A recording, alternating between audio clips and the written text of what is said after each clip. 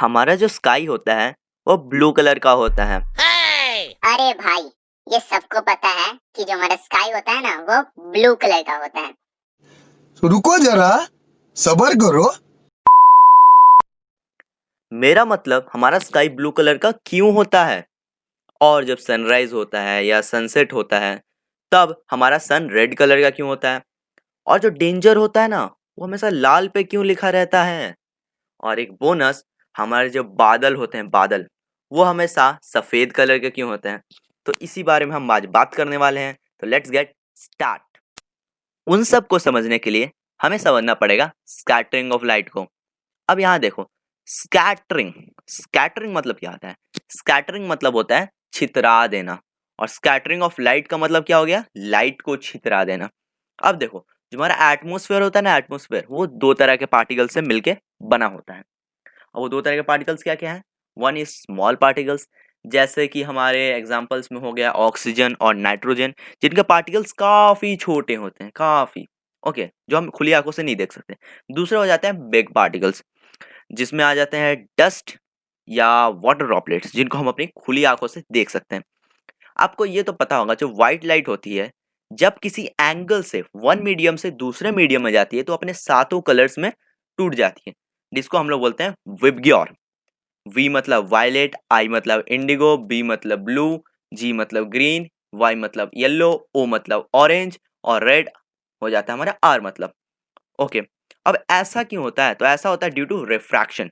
इसको मैं एक एग्जांपल से आपको समझाता हूँ। देखो, यहाँ पर एक पिक्चर लिया मैंने जिसमें ब्लैक जो है वो रोड है, ब्लैक एरिया, और जो ब्राउन है वो हमारा कीचड़ का एरिया है। तो यहाँ हमारे दो मीडियम हो गए, एक रोड एक कीचड़ का मीडियम।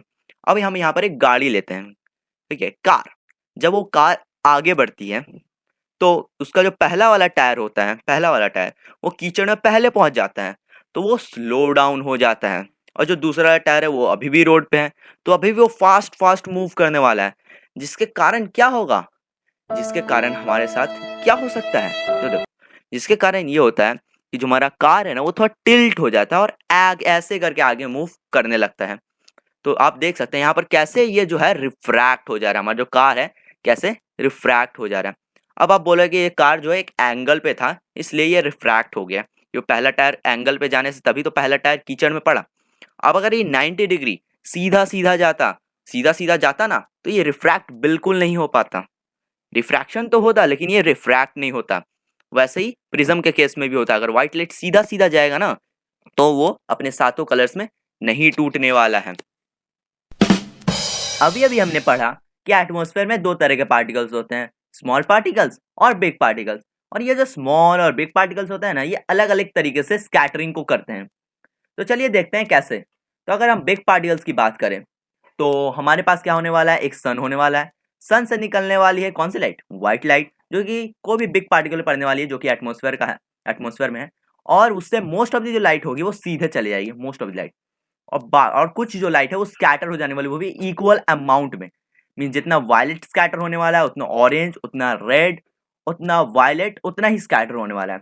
अगर अब हम बात करें स्मॉल पार्टिकल्स की तो वैसे ही सिमिलर होगा।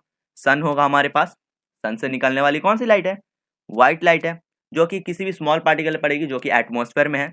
और मोस्ट ऑफ दी जो रेज, मोस्ट ऑफ दी मतलब लाइट, वो सीधे ही चले जाने वाली है। और मोस्ट ऑफ दी लाइट तो सीधे चले गई, और बाकी जो बची कुछ लाइट है वो स्कैटर हो जाने वाली, वो डिफरेंट अमाउंट में, मतलब अलग अलग अमाउंट में। वायलेट अलग अमाउंट में स्कैटर होगा, रेड अलग अमाउंट में स्कैटर होगा। अब ऐसा कैसे हो रहा है यार, स्मॉल पार्टिकल्स में ऐसा हो रहा है और बिग पार्टिकल में ऐसे क्यों क्यों क्यों क्यों।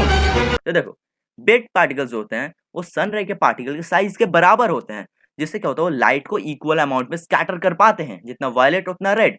लेकिन स्मॉल पार्टिकल्स क्या करते हैं, स्मॉल पार्टिकल्स क्या करते हैं, वो खुद ही स्मॉल है, कुछ नहीं कर पाते हैं। कि होता ही है कि जो सन रे से जो आते हैं, सन रे वो भी पार्टिकल से ही बना हुआ है, उनके पार्टिकल ज्यादा बड़े होते हैं, ज्यादा बड़े होते हैं, और स्मॉल पार्टिकल स्मॉल होते हैं। तो ये स्मॉल पार्टिकल जो है शॉर्ट वेवलेंथ की लाइट को ज्यादा स्कैटर कर पाते हैं, और लॉन्ग वेवलेंथ की लाइट जो होती है इसे कम स्कैटर कर पाते हैं। और वेवलेंथ क्या होती है, लाइट एक वेव है, और लाइट लेंथ, ओके, लाइट का लेंथ, लाइट जितना पिचटी हुई होगी, पिचकी हुई हो उतना छोटी होगी, तो छोटे पार्टिकल से ज्यादा जल्दी क्या हो पाएगी, स्कैटर हो पाएगी, ज्यादा स्कैटर कर पाएगी। और अगर लॉन्ग वेवलेंथ है मतलब फैली हुई है लाइट, तो कम स्कैटर हो पाएगी। अगर हम बात करें तो violet, indigo, blue, green, yellow, orange और रेड, इसमें सबसे ज्यादा स्कैटर होता है ना वो वायलेट होता है, वायलेट मोस्ट स्कैटर।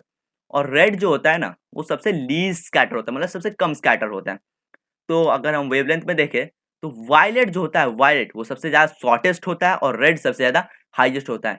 इसलिए जो है शॉर्टेस्ट वेवलेंथ का होने के कारण स्मॉल पार्टिकल से ज्यादा कर देते हैं साइड और रेड को कम कर पाते हैं, और शॉर्टेस्ट होने के कारण जो वायलेट हो कम ट्रैवल कर पाता है और रेड हाईएस्ट होने के कारण ज्यादा ट्रैवल करता है। और इसीलिए डेंजर में रेडिश ट्यूब, इसीलिए डेंजर में रेडिश ट्यूब, क्योंकि रेड जो होता है वो ज्यादा ट्रैवल कर पाता है, मीन्स वो दूर से भी हमको दिख जाएगा। इसीलिए जो होता है ना डेंजर साइन, डेंजर जिसमें लिखा जाता है वो रेड कलर का होता है। अब हम बात करते हैं कि स्काई हमें ब्लू कलर का क्यों दिखाई देता है। उससे पहले हम बात करते हैं कि हमें स्काई कैसा दिखाई देगा जब अर्थ पे कोई एटमॉस्फेयर ना हो। तो ये रहा हमारा अर्थ।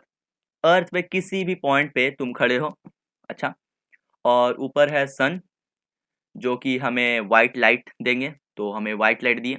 अब हम देखते हैं कि स्काई कौन सा कलर का दिखने वाला है। तो स्काई में कोई पार्टिकल्स है ही नहीं जो स्कैटर करके लाइट हमारे आंखों में पहुंचाए, तो स्काई तो हमें पूरा डार्क दिखने वाला है, मीन्स कोई कलर नहीं, मीन्स ब्लैक टाइप का दिखने वाला है। और अगर हम बात करें सन, तो सन हमें व्हाइट दिखने वाला है, यस, और सन व्हाइट कलर का ही होता है। देखो सन से व्हाइट रेज आ रही है, व्हाइट लाइट आ रही है, मीन्स हमें आ रहा है आंखों में कौन सा लाइट जा रही है, व्हाइट, मीन्स हमें सन जो है व्हाइट दिखाई देगा जब हमारे में एटमोसफेयर ना हो। और ये एटमोसफेयर के कारण ऐसा होता है कि हमारा जो ये है सन वो हमें येलो कलर का दिखाई देता है। इसका एग्जांपल ये है कि तुम जाना एक डार्क रूम में एक टॉर्च लेके, तुम अपने फेस में जब टॉर्च मारोगे तो तुम्हें दिखाई देगा कि टॉर्च जो है तुम्हें व्हाइट कलर का दिखाई देगा क्योंकि उससे व्हाइट कलर की लाइट रेज आ रही है, बाकी सारे जगह तुम्हें डार्क दिखाई देना है।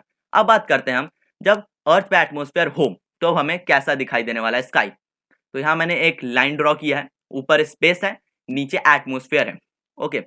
और ये जो अर्थ है, अर्थ पे तुम किसी भी पॉइंट पे तुम खड़े हो, अब सन से लाइट रेज आ रही है और वो एटमोसफेयर में इंटर कर रही है। एटमोसफेयर में बहुत सारे पार्टिकल्स हैं और 90% जो पार्टिकल्स होते हैं ना वो स्मॉल ही पार्टिकल्स होते हैं।